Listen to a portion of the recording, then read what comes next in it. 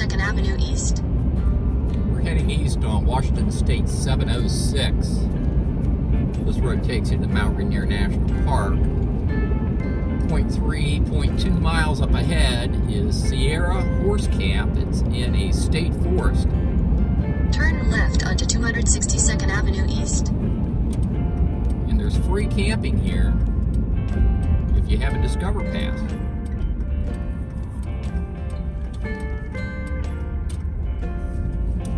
In 800 feet, your destination will be on the right.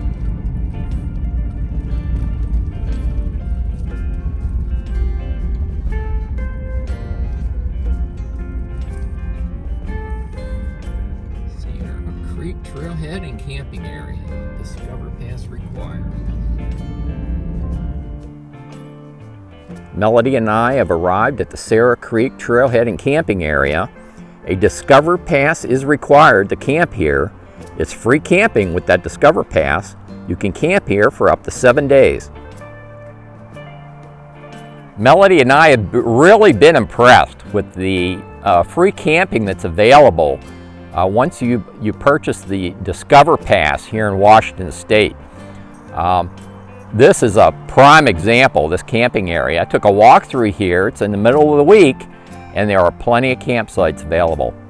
Let's go check it out. And as you enter the camping area, they do have it posted, limit stay to 7 days in a 30-day period. This is an equestrian campground, but you don't need a horse to camp here. There are hiking trails and horse trails in the local area. Let's go check the campground out. As soon as you pull in, you'll find this parking area along with a vault toilet. And right behind me starts the free camping area. Look how large that campsite is.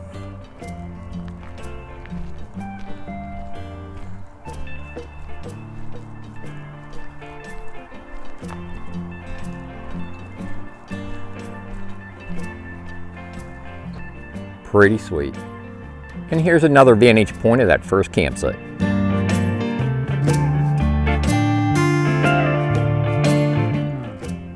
Looks like they have a designated handicap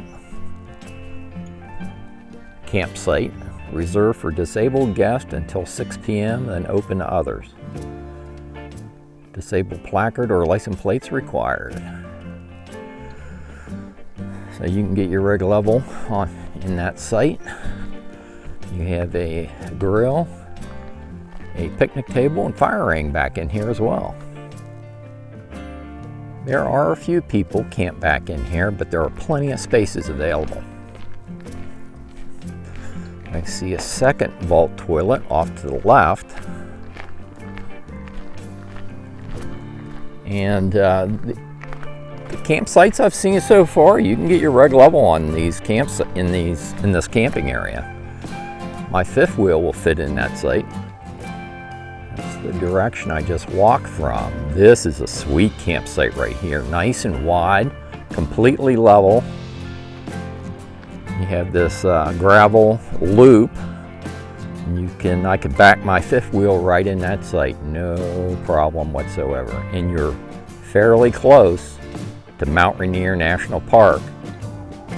Let me walk you back in that campsite, because off to the left here you have your fire ring and picnic table right in there. You back your rig in here, and then you have a nice area right there, not far from the second vault toilet. So continuing around the loop, there's yet another very large campsite. Super impressed with the camping area. There's the second vault toilet I've come across. And right across, there's yet another free campsite. And as we progress around, there are many free campsites around. Now that last campsite I showed you was right there. Is a little, I don't think my fifth wheel would fit in there, but a shorter camping configuration would. So, and you have some campers over in here. Let me walk back in here and see how many campsites we have. That's the direction I just walked from, but as you progress around the loop, you find this very large campsite right here. It's got a place for you to tie horses up behind this clump of trees. And then you have that picnic table and fire ring right off to the left. Very large site. My fifth wheel would fit in that site. And right next to it, you have another large camping pad right there. Toward the inside of the camping loop, you have a number of different picnic tables strewn through here with fire rings that would provide both tent camping and day use. And here's another vantage point of that inner day use area where the picnic tables and fire rings are set up. And you have a number of different RV campsites off to the tail end of the camping loop. So for those of you that have been here before, I walked the loop backwards. This is actually where you'd enter. There's more camping right dead ahead there. And then you enter the camping loop here. Those last campers I showed you that were off to the right are right in here. And then you progress around the loop, and all those campsites I showed you are back in there. The loop comes all the way back out and pops out on the other side behind where my truck's parked in the center of this large day use area. And just past the beginning of that trail is another huge campsite.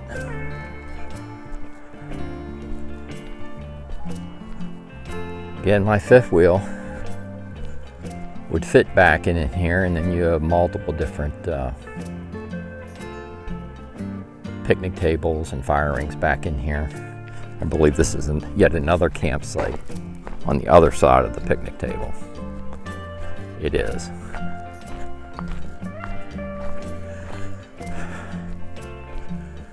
My truck's parked out there. It looks like we may have a foot trail and a pavilion back here. Let's go back and check this out.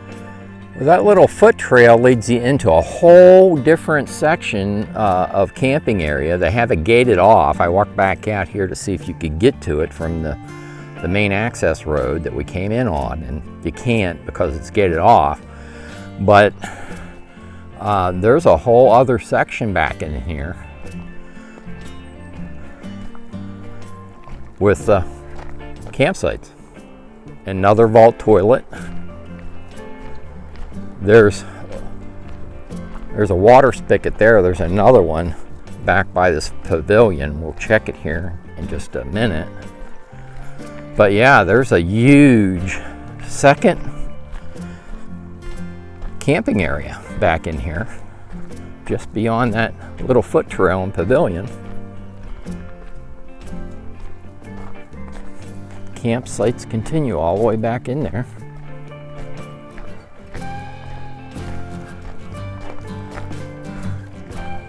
They're big enough for travel trailers.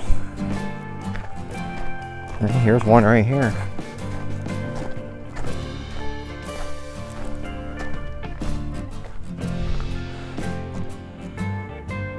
And it continues on.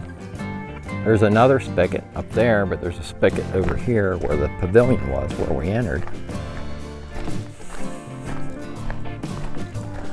So let's go see if we get any water back here. They're Keller Blue, so it should be potable water.